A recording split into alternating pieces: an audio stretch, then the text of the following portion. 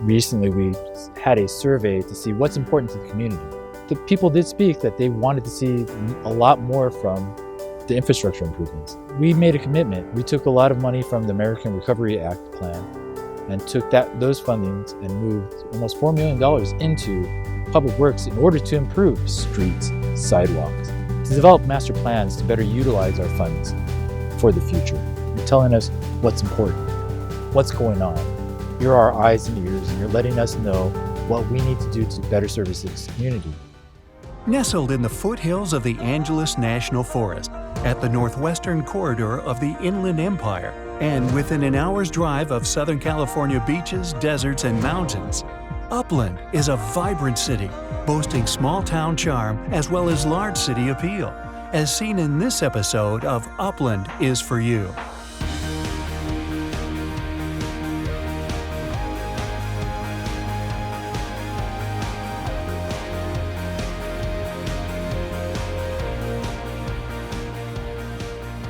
It is critical that all communities work together to protect precious natural resources.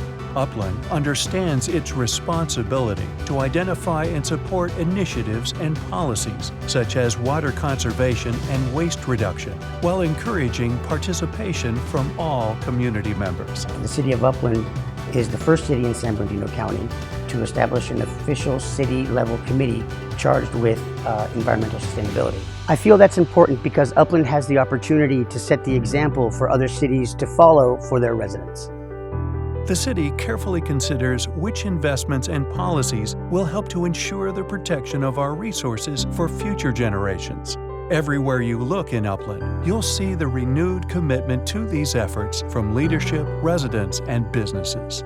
I'm here at Magnolia Elementary School. This was the elementary school that I went to.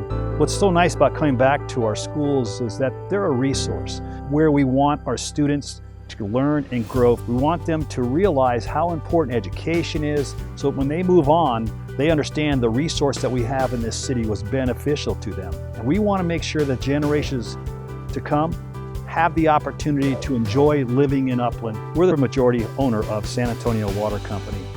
And having water, which is a natural resource, is one of the most important resources you can have in a community.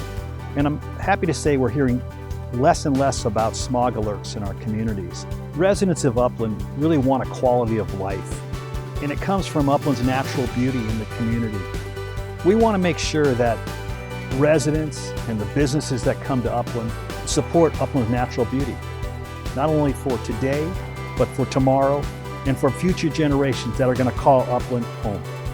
I think it's important to understand that in order to be better stewards of our resources, you have to have a better understanding of our resources. And the better the community understands, the better they become stewards of our resources. Water is such a valuable commodity. It's really important that people understand it and try to conserve it. At the city, we're doing everything we can do to minimize impacts to the environment that can contribute to climate change, that can affect our water supply, such as drought.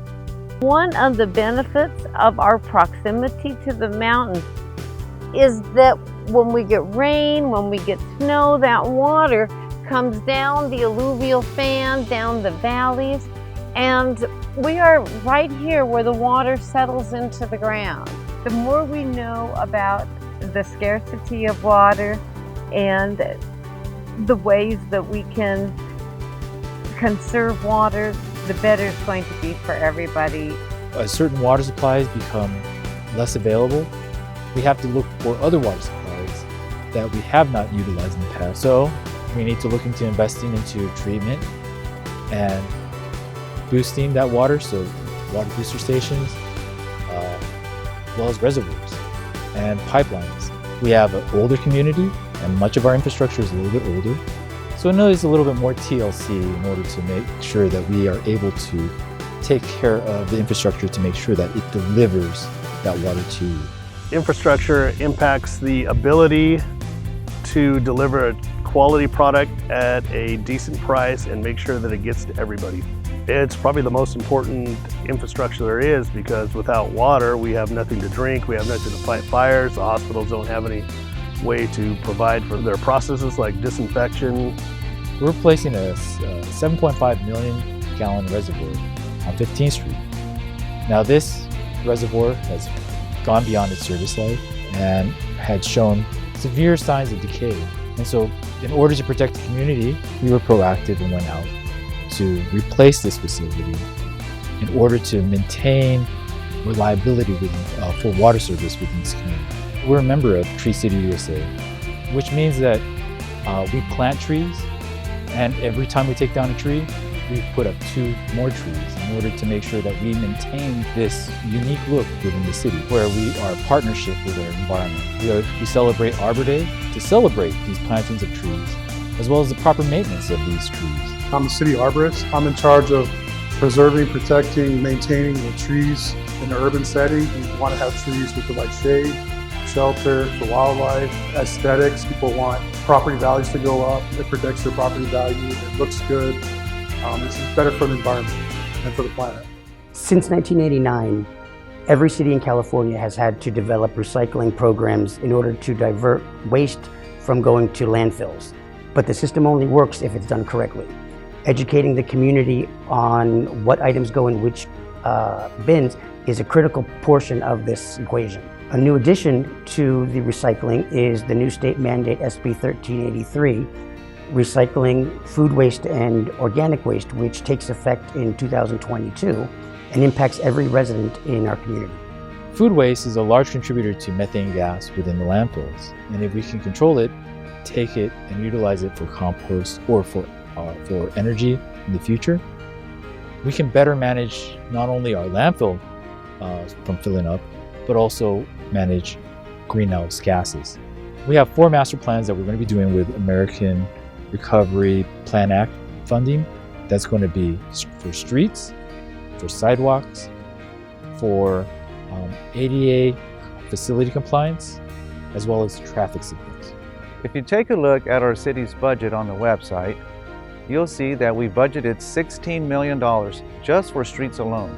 You'll also see that we've listed a number of other much-needed capital improvement projects that will upgrade, replace, and repair our city's infrastructure in all 4 districts. In addition to our 13th Street project where I'm currently standing, we recently completed our 7th Street rehab project between San Antonio and Euclid. Our citywide slurry seal project is expected to start within the next couple of months. With freshly paved streets, well-maintained sidewalks, our residents and community can travel throughout our city safely.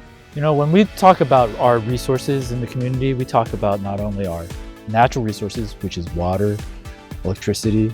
We talk about our environment, which is also the trees and the landscaping that we deal with. But we also talk about our human resources, which is the manpower that we need to maintain all the great things that we have here at the city. So when managing manpower, we have to get a job done. We don't have a lot of manpower here, so we have to get the most out of it. And we're utilizing not only our staff, but also our contracted staff to be able to help us make sure that the community is taken care of. And it's really important that we conserve water.